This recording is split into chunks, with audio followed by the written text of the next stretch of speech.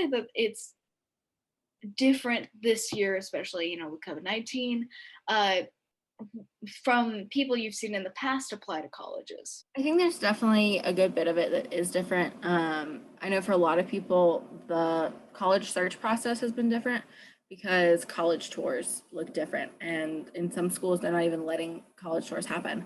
Um, I had toured at pretty much all of my schools before the pandemic hit.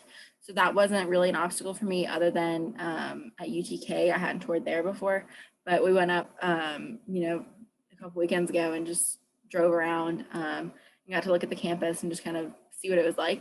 So I think it's definitely changed in that regard, but it's also kind of new trying to figure out a lot of the new stuff with testing optional.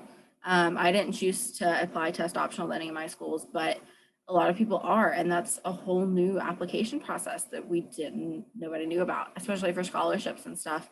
Because a lot of times it entails a lot more writing now to showcase what you've done in school since they don't have those test scores to fall back on.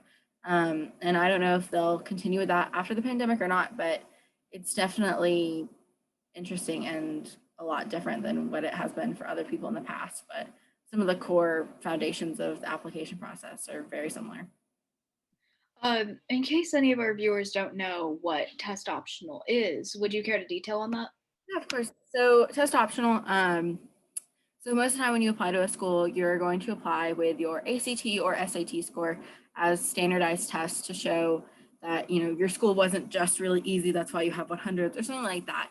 It shows that you do generally know what you're doing, and a lot of it is just application. It's not memorized knowledge. You've probably heard of ACT or SAT and doing prep for that. But test optional, it just means that you don't have to submit those scores. You can if you want to, if you have good scores that support your application.